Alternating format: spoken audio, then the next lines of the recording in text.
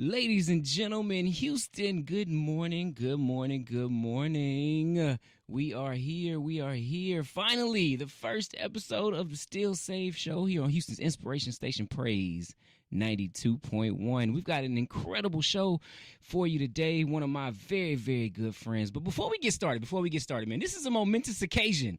Like, not only am I crazy excited, this is the first episode of the Still Save Show. All right, this is a show where we break down the breakthrough. We sit down with some of the most influential people that I believe have some of the craziest stories of change and transformation. And my good friend, my dear brother, Sir Billy Dorsey Jr. Listen, can we talk about why I called you sir? Because it's not because I have a respect for my elders, because you're not that much older than me. Hey, so God has blessed.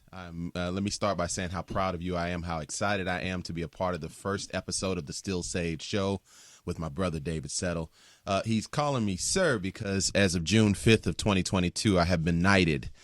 Had the opportunity, based on some things that God has done in my life with philanthropy and with music, to be recognized by the Royal Order. On June 5th of 2022, my family and I, my wife's family, we flew to Las Vegas, and the Prince of Spain flew over and did my investiture ceremony. And so henceforth and forevermore, I have the distinct honor of being known as Sir Billy Dorsey Jr.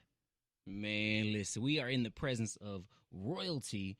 Look, I still find that unbelievable, man. The fact that I always thought when you talk about knighthood and royalty, I'm thinking like swords and armor, and you got to speak with a British accent. You know what I'm saying? Like, but now I did see the sword. I did get a sword. You did get a sword, right? Like sword. A very, very big sword. How heavy is the sword? It's heavy. It's a real sword. It's a real broadsword. But no British accent. No British accent. I don't think I'm very good at the accents, brother. Yeah, never try. I'm not gonna get you to try the British accent. I ain't gonna put you on the spot. But man, besides that, man, I'm so grateful you're here. Of course. Honestly, bro, I don't think I'd be in this position if it weren't for your inspiration. You know, we haven't been rocking together for a whole. You know how sometimes people talk about their friends and like, man, I've been knowing you for 20-something years. Yeah. Like we just started rocking together a few years ago, like right before the pandemic, or probably during right before. The pandemic. It was right before. That's right. Yeah, we had a couple of initiatives that we worked on together, and you dropped a book. Yes. Right? What's the name of that book? In the Right Seat. In the Right. Do you feel like you're in the right seat right now? I am in the right seat right now, my brother. I'm here with you on your first show, man. There ain't no better seat than that. Listen, let me tell you about this book, but before you tell us about that book, because In the Right Seat was a book about purpose. Yes. Right? And I met you at a pivotal point in my life when I thought I had reached, everything that I had dreamed of, right? I'm talking about success in terms of career. I was making money, great marriage, lots of kids, house. Lots of kids. Don't slide past that, bro. Yeah, that's right, Houston. You'll get to know that real soon. I got 5 amazing beautiful kids. Children. Yes, beautifully crazy. But I had everything that I thought that I needed, right, or wanted. Right. But I still found myself in this sense of like despair. I felt lost, confused. It was your book, right? Your book, In the Right Seat, that helped get me back on track. Wow. Right? So tell us a little bit about that book, man. To God be the glory, brother. The heart behind the book was, I believe that God created all of us with a purpose, that he placed something deep down on the inside of us that if we don't find it, we spend our whole lives yearning for. And I feel like depression and despair and all of the emptiness that so many of us feel is a direct result of us not operating in that place of purpose that God created us to have. So in my journey, which I know we'll talk about during the course of the next hour, I have found that there is a pathway to find that purpose. And I've seen it not only in my own life to becoming, in the position that I'm in now, but also when you go back and look at the lives of people that we admire, celebrities, entertainers, business executives, doesn't matter what the industry is, there are 3 factors that always intersect, that align, that define their purpose, and that's their passion, That is their proficiency or their skills, gifts, and talents, and it's their positioning. It's the relationships that they have. When I look at you, I know that you've had the gift and the talent among many others of just being a great host, being a great MC, having that personality, that character, that charisma. You're too kind, man. No, bro, I get lucky sometimes. Anybody that knows you would say that I'm telling the truth there. So you're my brother, and I'm here, and I'm proud of you, but I'm also saying it to use you as an example. You have a passion for reaching people. You have a passion for imparting knowledge. You have a passion for seeing people live their best lives. And then you got the positioning of being here at one of the most incredible radio stations in the country as well. The most incredible. The most. Okay, let's take one of the out of there and say the most incredible radio stations. So when you put those three factors together, you are in your right seat now. And it's why today is such a momentous occasion. So when you are able to help point people in the right direction and help them to identify that no matter whether you're a singer or an athlete or whatever, because we tend to look at celebrities and athletes and say, oh, they're in their purpose because we can see it. But all of us have a purpose. You just have to find those factors and where they intersect in your life to find your own right seat. No, absolutely, man. It's almost like you can't really have one without the other, because we've seen so many stories, right? Like these incredible talents, these very gifted people, especially in the realm of basketball. We've all seen it growing up, playing ball in the streets, right? And you're like, man, that dude is so good. Why didn't he ever make it to the league, right? He was passionate about it. He might have even been proficient, but he never positioned himself, right? That's right. Or sometimes people can position themselves. They might have the proficiencies, but the passion isn't not there, That's right? So it takes all three. And what do you call it again? The intersection? The intersection. The nexus. That's it, right? I always knew. I was like, man, it's some sort of matrix term, right?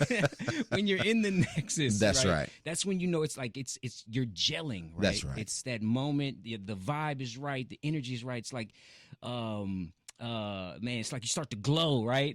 Come on, Leroy. Yeah, that's what I was looking for. The Last Dragon.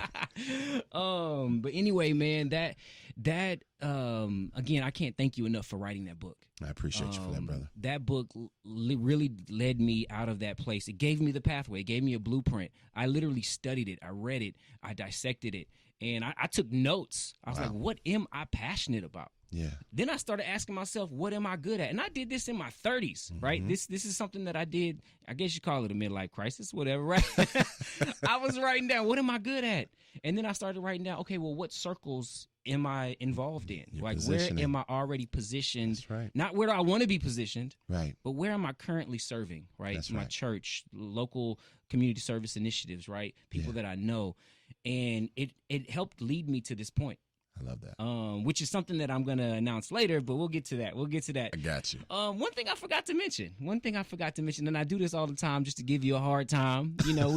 We got a, Grammy Award winner. Here he goes. Yes. Did you bring, I was hoping you'd bring the Grammy. I know you don't carry it with you. You should have texted me and told me. I could have grabbed a couple trophies out of the closet. I've never seen a Grammy in person. Yeah. Yeah. But, man, what was that like winning a Grammy? And what record was it that you got the Grammy on? The best feeling in the world is knowing that something that you have done is recognized by the greatest authorities in the industry in which you do it. And so being a part of a record that's won a Grammy, being a part of records that have won Dove and Stellar Awards, having that, one thing I said on an interview many years ago, I said forever, for the rest of my life, people will always refer to me as Grammy Award winning, and I can remember being a kid and watching Michael Jackson and Quincy Jones when they had those arm full of trophies. And that was, as a child, that was an aspiration for me. I knew that I had a gift for music. I knew that I would write songs. I knew that I'd create things that would touch the world and impact people. But when the industry that you're in, because the Grammys is voted on by your peers. Yeah. So when people that are in the same industry, that have put in the same time as you, when they acknowledge what you're doing, it's an incredible thing. So the Grammy win was 2013 for Lecrae's Gravity album. Yeah. One of my favorites. We did 10th Avenue North Higher song on Lecrae's Gravity album. Yeah, it's so dope, man, when hip hop artists can come together with other worship bands. It really created a magical moment, man. Yeah. Magical moment. Man, you've had an illustrious career. Thank all you, these things that we've just listed off. One thing that many of you out there might find surprising is that my homie has not always been at the top of the mountain. That's real. Right? How does somebody like yourself end up homeless? You want the long story? Take me back. We got an hour, bro. We got an hour. You and I can talk for hours. I need to go back to the beginning because first of all, let me paint the picture. You also come from a great family. Yes. Right. Your dad is a bishop. You know, pastor, an apostle.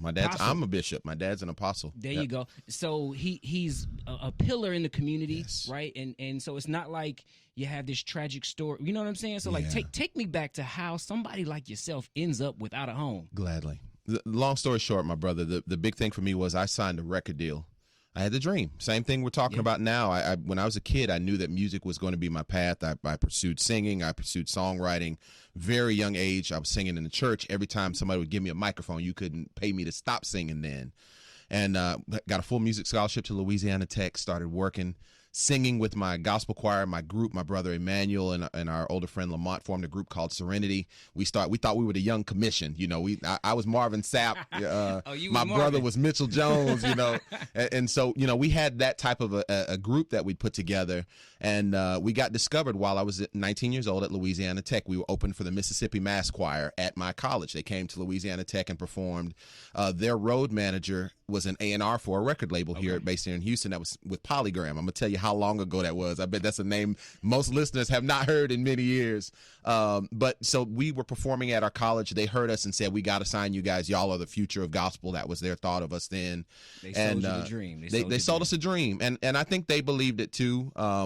The media back home did a big thing covering us. We had a big signing party like it was a major event, and so I moved to Houston. I remember vividly finishing my last finals my junior year of college, and my dad came and moved me out of my dorm, moved me to Houston, Texas, where the label was based. We were going to start. V. Michael McKay was our first producer. Most of what I know about songwriting, I learned at his feet.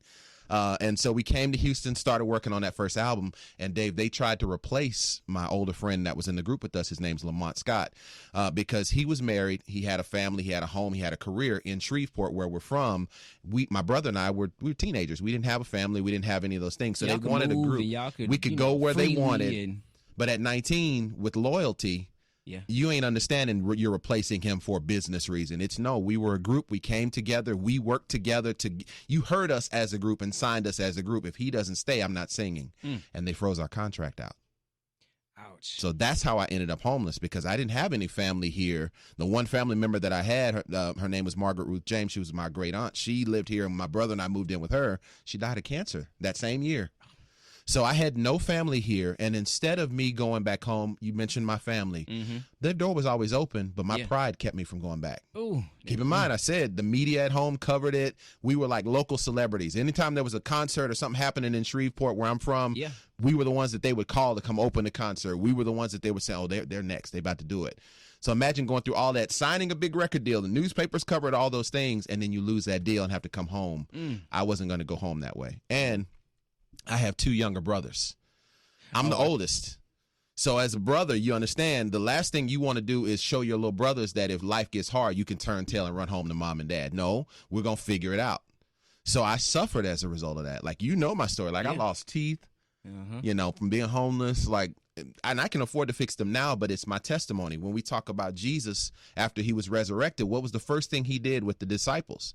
Hey, listen, I know I look like me, but let me show you my scars so I can prove that I am who I say that I am. Oh, Doubting Thomas, you didn't believe? Come here, put your hand in my side right now. Still there. You feel it's still there. These are my nails. Yeah. You know, so for me, the biggest thing is that we go through life experiences. We don't know that we're making a behind the music VH1 story. No, you know, absolutely. but we trust God in the process. Speaking of that, man, not knowing, because it's easy to talk about it now, I'm sure, right? And it's not necessarily a badge of honor, but it's something that's like, hey, I went through the storm. That's right. But when you're in the storm, can we talk about that for a second? Yeah, let's talk about it. Because it's hard to see the trajectory of what God is doing when you're in the middle of it, right? When you're in survival mode. Right. It's one thing when you're thriving, but when you're surviving, you're just looking for your next meal or, literally, you know, the next, you know, spare change, or, man, do I have a roof over my head? Can I get some AC? Well, in Houston, can I get some AC? Oh, yeah. We needed some AC in them days. Yes, absolutely. And you was homeless in Fifth Ward of all places. Like, if I'm homeless, I'm going to the Galleria. I don't know about y'all, but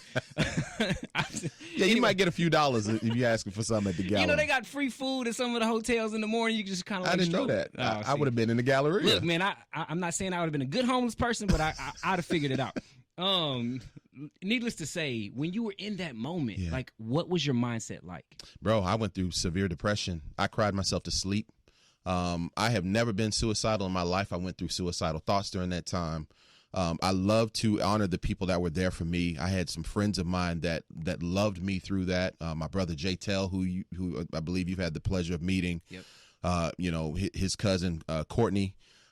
Courtney's girlfriend at the time, Lamika, my friends Gary and Dee, that allowed me eventually to come and sleep on their sofa. Like, these are people that are that were there for me, that would bring food and slide it through the burglar bars of the studio that I was locked inside of when I was homeless. Because one thing I didn't share, I went from sleeping on cardboard boxes outside to, there was a record label that was based in Fifth Ward that I used to do production work for immediately following the deal dissolving. Yeah. He owned a studio in Fifth Ward, and when I got tired of sleeping on the streets and dealing with all the rats and all the other things, he said, "Hey, come sleep in my building." But the guy would get high on wet. He's passed away now, but he would get high on formaldehyde dipped in cigarettes, and he would lock the burglar bars of that studio, and he had the only key. And sometimes he would be gone for weeks at a time. I'm locked inside that building. So there's no. So you were almost like in jail. It was like being in jail. Yeah. So imagine if the building had caught on fire. I wouldn't be sitting here talking with you, because there was no physical way to get out. And so the people I just named, my friends that I love more than anything in the world, they would come and bring food and slide it through the burglar bars of that building to make sure that I was able to survive. Like, I went through a level of deprivation that I had not seen. When you look at homelessness on TV and films, they don't show the ugliness of it. What's the name of the movie with Will Smith? The Pursuit of Happiness with him and his son. They give you little glimpses.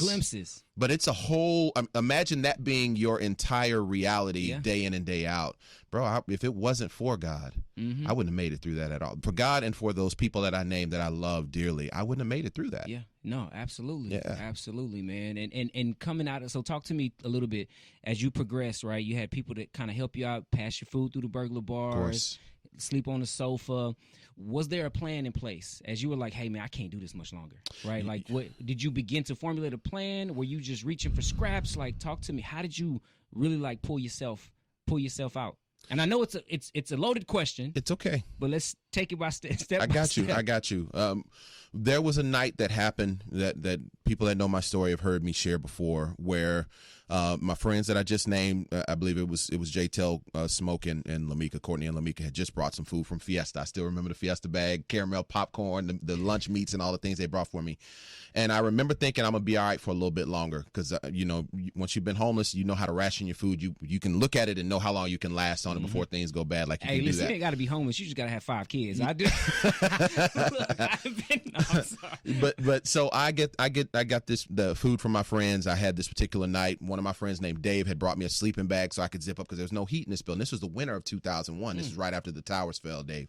And so I'm zipped up in my sleeping bag. I've got all my food over near me under the chair in the control booth of the studio where I'm sleeping. It's freezing cold. I can see the breath. It's that kind of cold.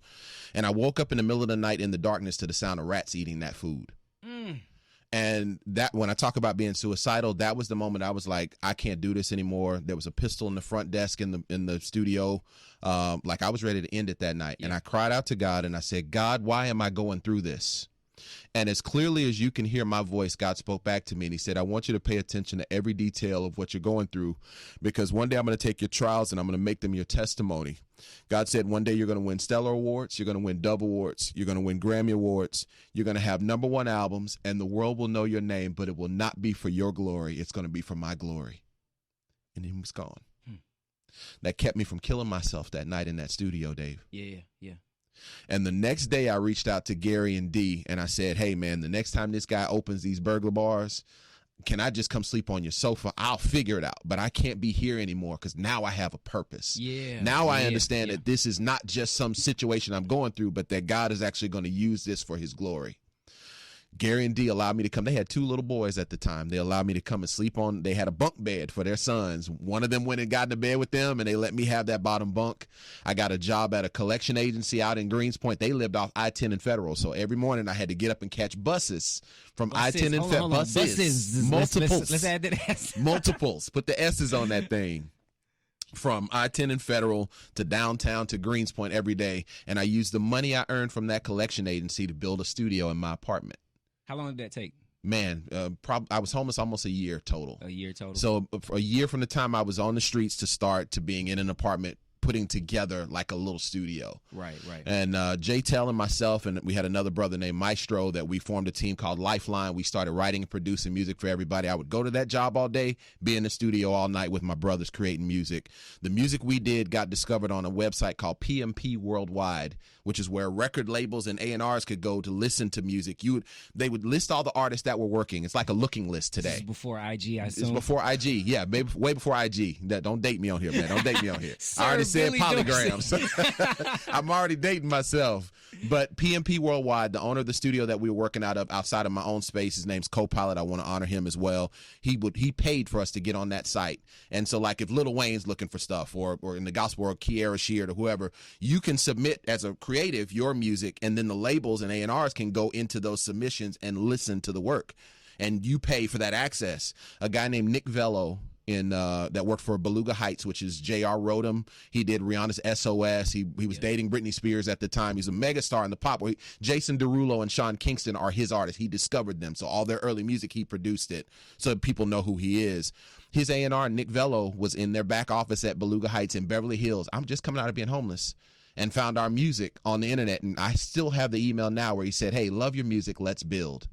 And within a few months, Jay Tell and I were in Beverly Hills writing and producing songs we were writing at that time for a bunch of established artists that JR had relationships with. So we were taking shots at Plies and T.I. and B.O.B. and Nicki Minaj, and trying to write songs for Britney Spears. And all the songs that we were submitting were gaining acclaim and being well respected. And Nick knew Lecrae. Yep. So as he got to know me and heard my story, he reached out to us. He's like, hey, man, you guys started doing gospel rap? And I'm like, nah, gospel rap's whack. and to all my gospel rap friends in the industry that may hear this, no, I love you guys, but I was coming from a different headspace at that time. It was not what it is now. It's evolved a little bit. It's evolved a whole lot. But he kept insisting that we work with this guy Lecrae, and I'll never forget. Nick said, hey, man, he's gonna win a Grammy one day. He was already nominated for Rehab at that time, the previous album. And I listened. I was like, all right, man, I'll listen.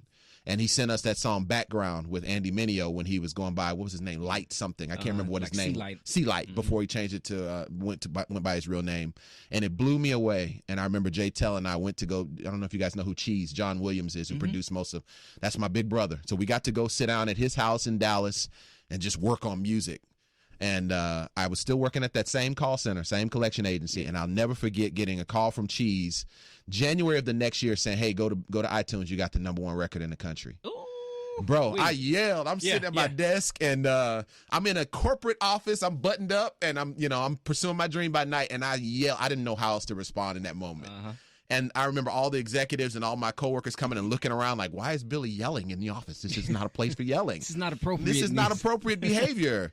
And they came and stuck their head around, and I'm like, look, we got the #1 record in the country. And that same album that was Rehab the Overdose went on to win the Dove and the Stellar Award for R&B Hip Hop Album of the Year. Yeah, man. And that's what started everything for us. Absolutely. And God's been doing incredible things since. I want to go back to the call center, though. Let's do it. Let's do go it. back to the call center, because I think oftentimes when people hear about purpose and passion, like, I got to pursue my dreams. Yeah. And they forget to create this financial foundation, Of course. right? Like, you had to survive. Like, I keep going back to that word, survive, right? Yeah. You couldn't pursue your passion had you not had some sort of stability, even if it's a little bit. That's right. Making sure the basic necessities are taken care of, and this and that. I had a family, David. Hey.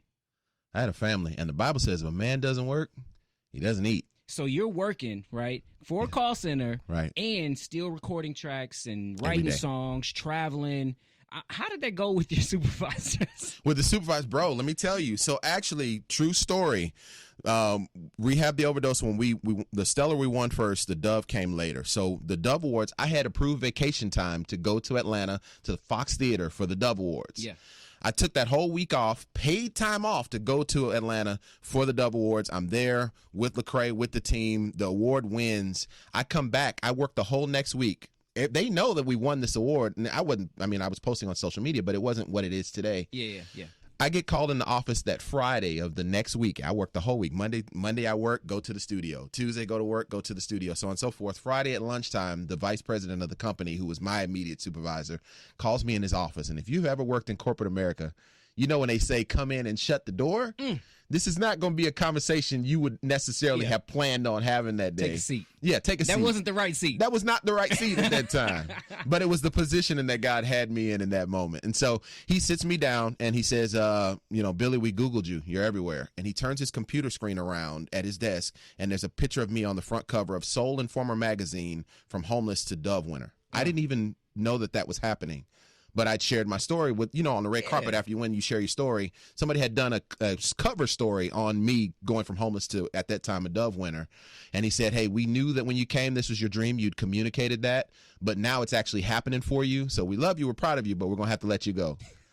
And I'm like, let me go. I was here. I was on vacation. He's like, no, you got to understand. We knew this was your dream, and now it's happening for you. Now that you've won this award, you're going to pursue this in a new way, and we're proud of you. Go do that, but we need somebody here at the company that's going to be focused on our precepts and our priorities. And I had to respect that. No, absolutely. But I think I wanted to highlight that, man, because, we run into a lot of people who want to pursue some sort of dream, whether it be entrepreneurship or artistry or anything, right? And they despise their current position. Yeah.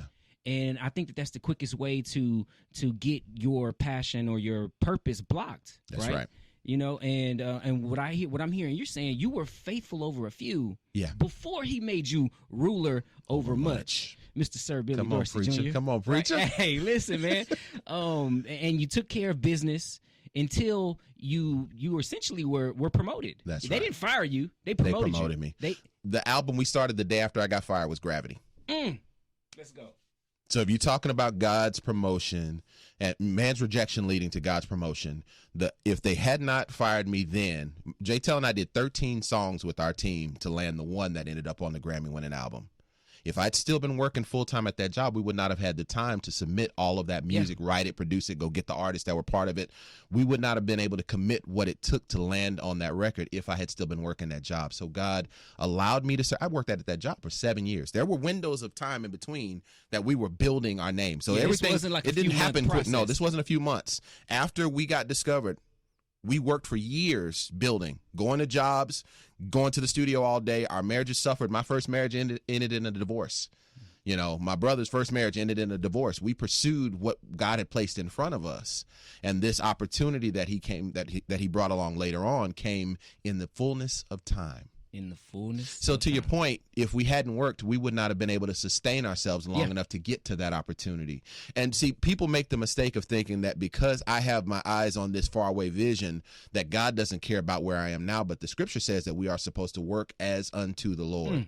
So wherever you are in your current situation, you are supposed to honor that, not for the people that have hired you, although that matters too. Sure. You're supposed to honor the fact that God gave you the opportunity to be in that position, the position that you're in that moment, because how can he know that you are going to be faithful with the much if you don't honor the little? So again, I worked at that job 7 years and worked hard for 7 years and still went and spent 8 hours a day in the studio with my brothers creating music. Man, powerful, man. It's like fuel. Nobody That's really likes going to the gas station. It's a tedious, mundane activity, right? But that career was fueling you, getting you to the next level, right? And oftentimes I think people forget to fill up the tank of purpose or fill up the tank of passion with what they consider to be mundane things, right? But you just gave it a full new purpose. Everything was strategic. Everything from the job to the taking the time off, like it was a very strategic step to get you to the next direction, which we're going to talk all about, all of those next steps and everything else that Billy has going on in just a few moments. We're going to take a quick break. I'm sitting here with my good friend, my homie, Sir Billy Dorsey Jr. on the Still Save podcast on Houston's inspiration station, Praise 92.1. Man, listen, I know you appear to be at the top of the valley, and oftentimes we think, we made it, right? But we still young. I know I joke around and I give you a hard time. It's okay. It's okay. You know, you got sir. a couple grades coming out in there too. Oh, man, you sound Just like my saying. kids. I But got you. talk to me, man, because overcoming depression and suicide is not like an end point, right? I get it. You go through a moment where you hear from God and you're like, hey, I avoided it this day. Right. Do those thoughts, feelings, moods ever creep back in? Yeah. I mean, success does not preclude you from the trials of life. My dad and I were talking the other day about the Bed Bath and Beyond executive who just jumped out of a window, last week or whenever that was. Look at Enron. We're in Houston. Yeah. Some of those people were worth tens to hundreds of millions of dollars. And when everything collapsed, they couldn't take it anymore and ended their lives. Those things don't go away. This as my brother. My daughter was born extremely premature last year. She was due to be born June 1st. She was born February 20th. So 3 months premature. And she was born the week of the freeze, for those who are listening, to kind of give some context. She was born that Friday. And so the challenges of watching her have to imagine being a baby that's born preemie and you can't go to therapy because of COVID. Yep. So the development that you normally would get immediately after that helps you to catch up. She couldn't get. And then we're wearing masks around her, so she's not learning how to speak the way that normal kids do by watching your mouth moving, because we're trying to keep her safe. I still had to go to work. Yeah. So I'm around people and traveling and doing all the things that God's called me to do. So we're trying to keep her safe. She's been in the bubble, not been able to spend time with her little cousins because we have to keep her safe, and watching all the challenges that she has to overcome. And she is, but watching her have to overcome all those things is hard for a father. Oh, for sure. I remember when your baby, Yeah. And then even this year, just some of the challenges of navigating in a business world, in a Christian business world, where everyone is not concerned with the same level of integrity that we preach about. How do you build something that people are trying to take away from you? How do you establish something when everything tends to be predicated on what have you done lately? Who are you working with? Who are you associated with?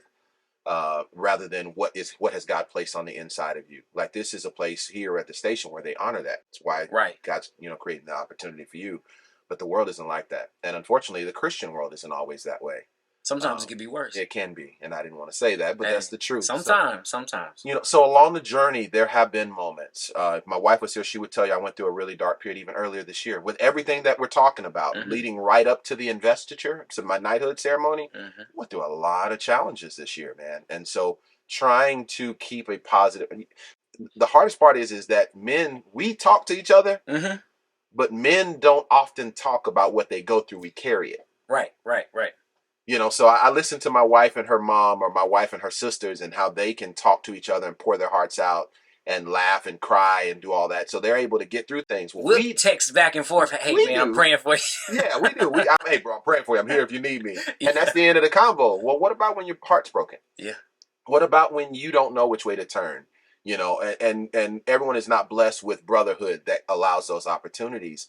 And so, yeah, there are moments. It's not frequent. But I have gone through the isolation of the pandemic. Yeah. I had my wife, so we had each other, but even not being able to go to the studio and create, not being able to travel and speak or sing, bro, it was hard. And on top of the trials, experiences with your daughter and everything like that. And I know the Bible tells us to take captive every thought and make it obedient to Christ, right? And so I hear you saying that those thoughts aren't that frequent. Right. What do you do when they do creep up? Because like you just said, they do, and your success didn't, like you said, preclude you from trial or any of that, because you had your fair share of things to try to knock you off. That's right. Right? So what do you do to take captive those thoughts, making them obedient to Christ, or when those feelings of suicide or depression try to creep back in, because you know them oh so well? I know them when they're coming. Right? So what do you do? I remind myself of all the victories God's already won. My wife and I were up talking till 2:00 this morning, and we have to remind ourselves of the fact that we didn't get here because God failed. We got here because every other battle that we faced, God gave us the victory. I got chills. And so for me, that's what I have to do, is take my eyes off of the mountain that's in front of me and look back at all the mountains that God has allowed us to overcome. He took us through the valleys of the shadow. Yea, though I walk through the valley of the shadow of death, I will fear no evil, for thou art with me. Thy rod and thy staff, they comfort me. All the tables that he's prepared before us, all the victories that he's won, all of the times that we thought it was over and God said not so. We have to remind ourselves that there are scriptures that talk about that, but that's what I have to do, is remind myself that we're here because God won, not because he failed. And if he won yesterday, he can win tomorrow. Come on. Yeah, man. Listen. And sometimes you just got to hold on. Sometimes you just got to hold on. When you don't know exactly what it's going to look like the next day. Yeah. Or the next minute. That's right. It's that ability to hold on, right? And to persevere, even when you don't know the next step. Yeah. I always often compare it to like a shipwreck. Yeah. Because sometimes we go through that, right? We're in a good place, and then something comes and it wrecks our entire ship, right? Mm-hmm. And so we lose a lot of stuff in the process. Of course. But if you can hold on to something, maybe it's a log or a piece of driftwood, what happens when something's floating in the ocean? Yeah. If it floats long enough, yeah, it will eventually reach land. That's right. And then you can begin to rebuild.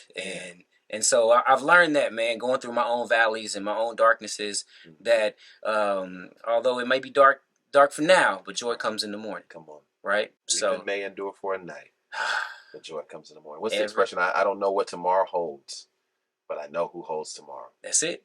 We just have to remind ourselves. That's it. Why do we forget that sometimes, though?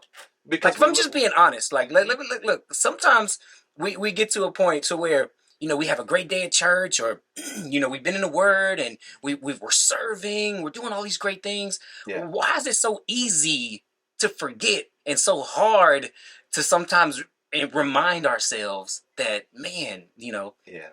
I mean, come on, this is Still Saved podcast. Jesus was on the water.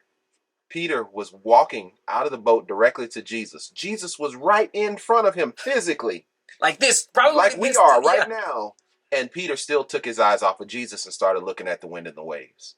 It is very easy when you're in the middle of a storm to take your eyes off of the peace at the other side and look at the things that are happening around you. That's human nature for us to do that. And I believe that the Bible lists that as an example and spells that out for us to be able to envision it, to remind us that we're going to do the same thing that Peter did. He was the only one of the disciples that had enough faith to step out of the boat. Yeah. So he trusted God. I wouldn't have stepped out on the water if Jesus wasn't standing there. If we're just being honest. If we keeping it 1,000, I wouldn't have stepped out. But Jesus is there, and he was the only one of all the disciples. Is that you, Father? Is that you, Lord? If it's you, tell me to come. Okay, come. And he stepped out on the water and started walking and still took his eyes off Jesus. That alone, like walking on water, should have given you enough confidence for the rest of your life. Right. Come on. And it ultimately did. Yeah.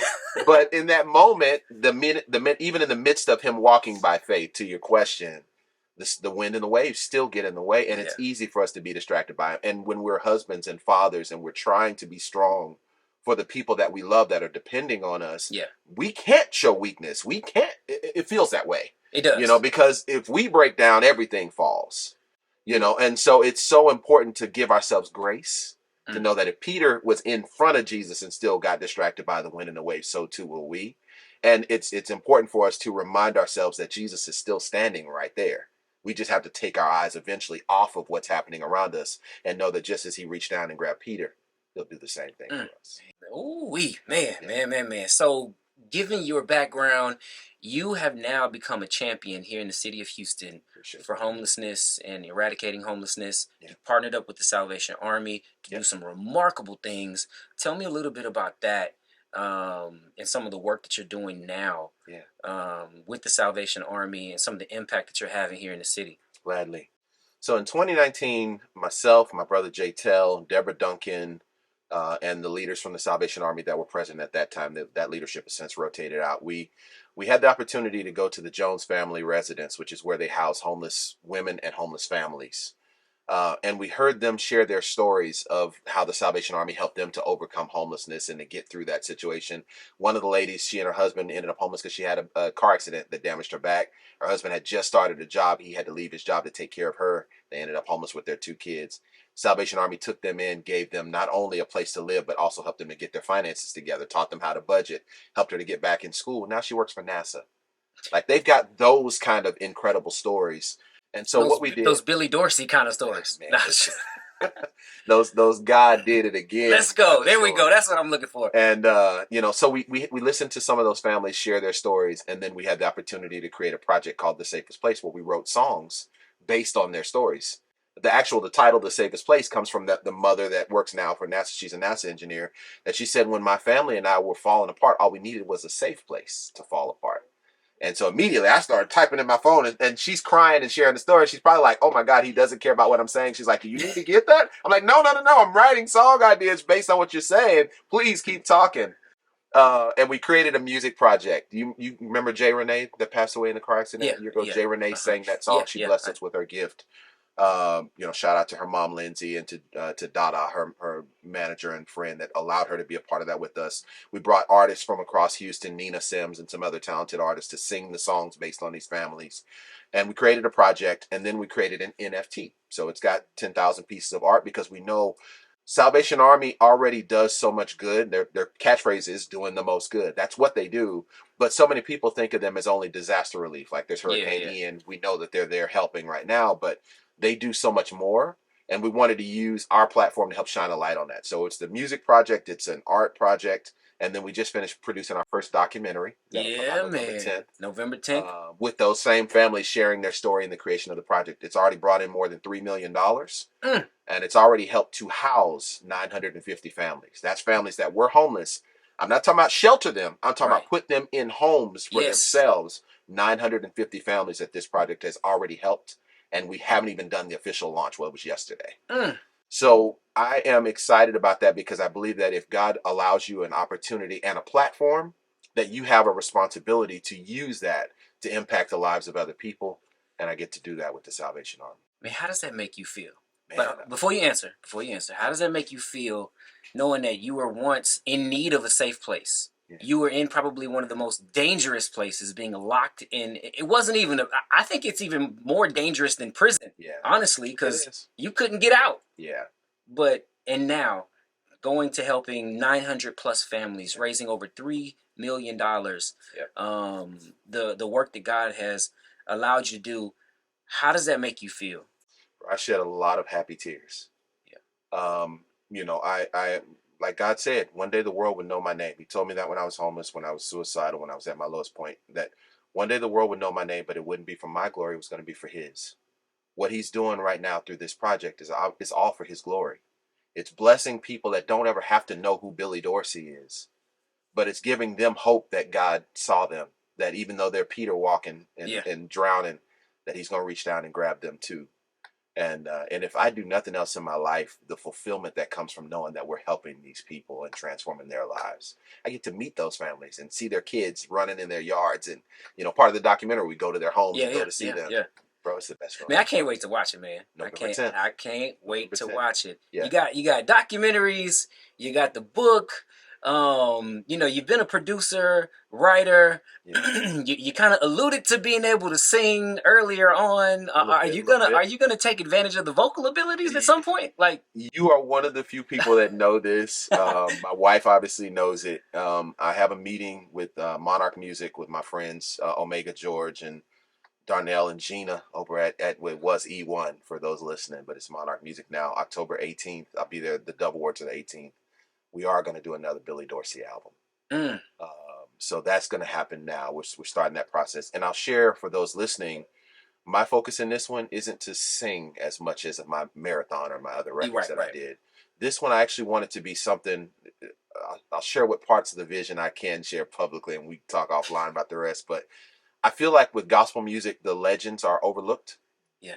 I feel like in black music is the only style of music, or the only, I don't want to say genre because there's multiple genres in that, but only category of music where we don't honor the people that influenced and inspired us.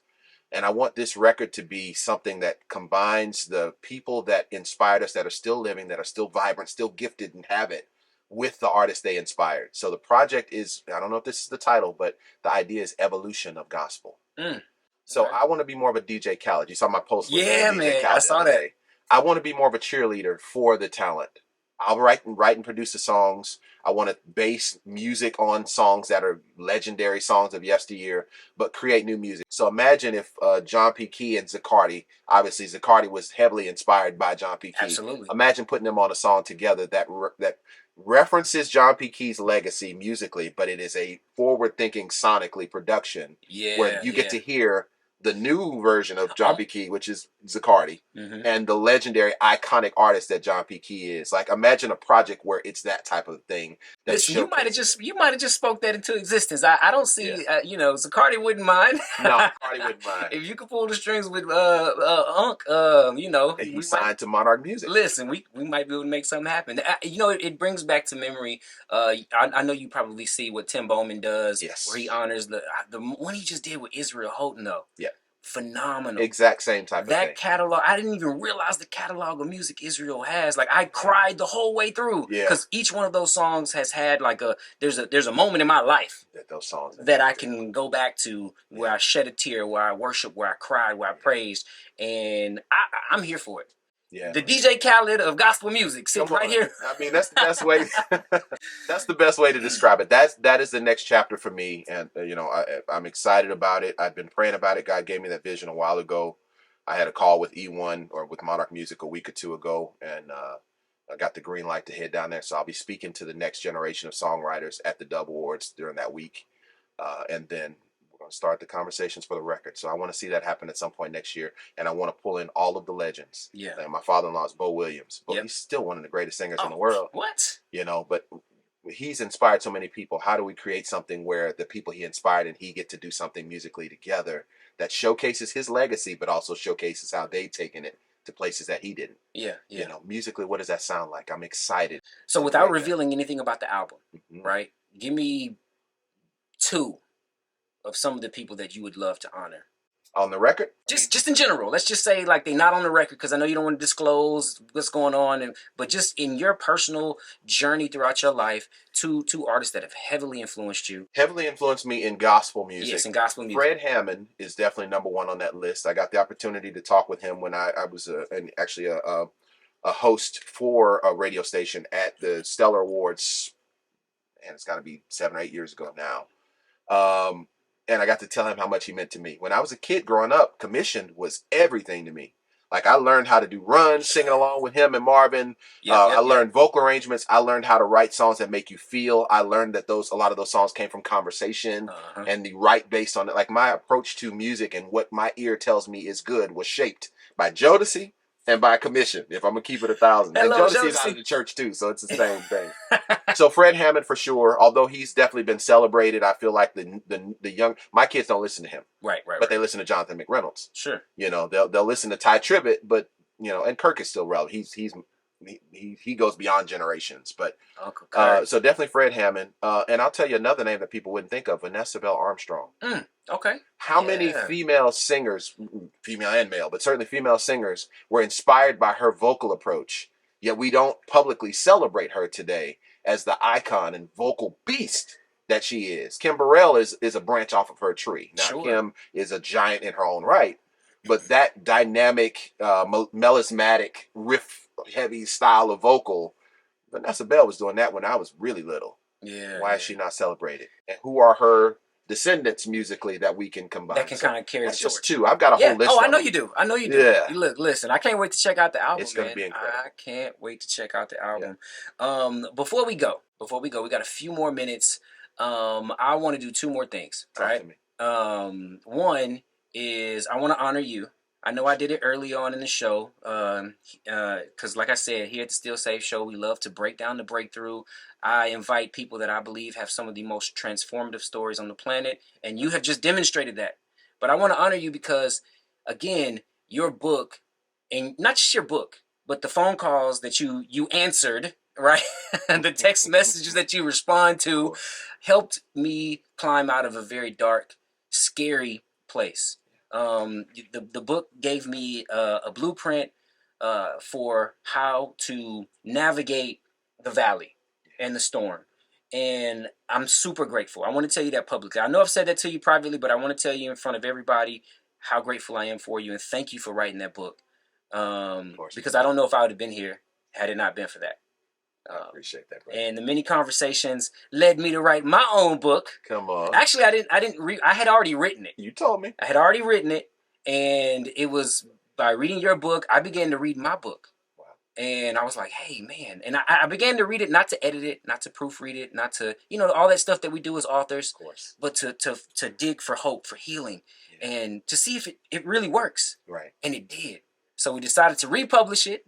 Today is the first day I'm announcing it in front of everybody. Haven't said anything except for to a few people around town. Love it. But The Power to Change is out now. Come on, The Power to Change. A personal playbook for change and personal transformation, man. Okay. And I want to say it's a lot due to you.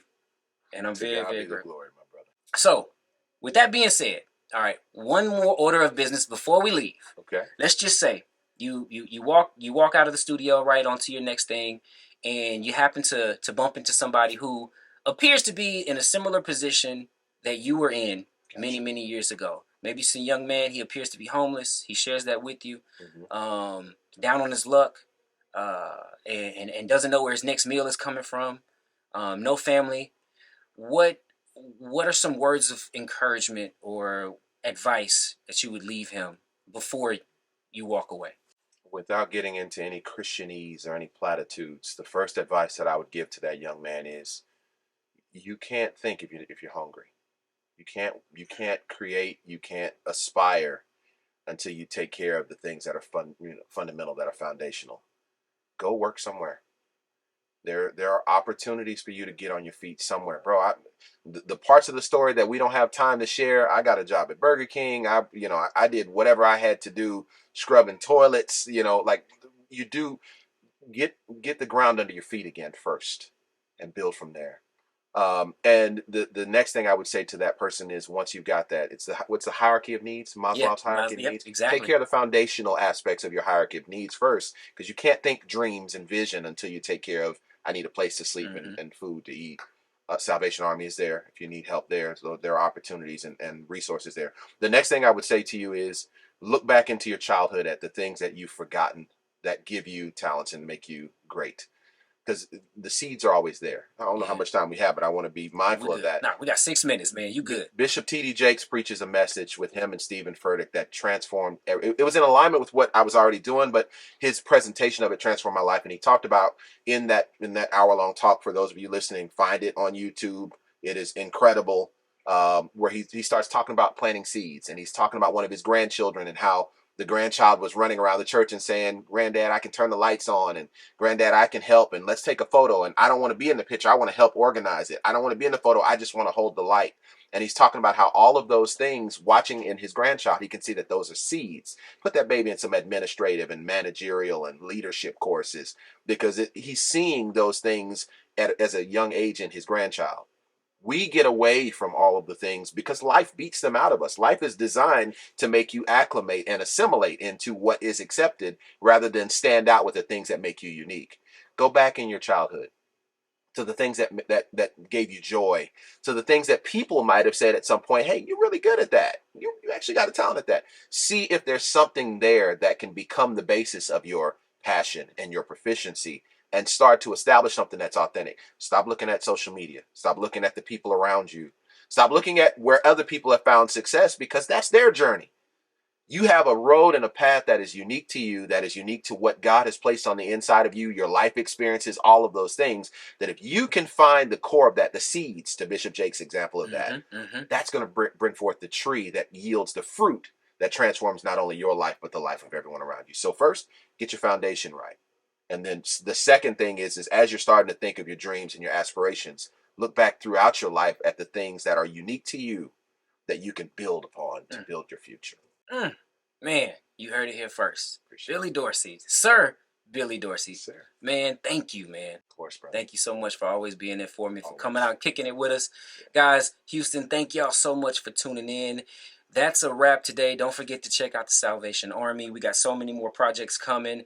The Safe Place. The Safest Place. The Safest Place. The Safest Place, November 10th of this year. Yes, and if you haven't already got the book, The Right Seat. The Right Seat. You want to make sure you're in the right seat by my man Billy Dorsey. Please check out the book, guys. It'll change your life. That's a wrap for today, guys. The Still Save Show here on Houston's Inspiration Station, Praise 92.1. We'll see you next week.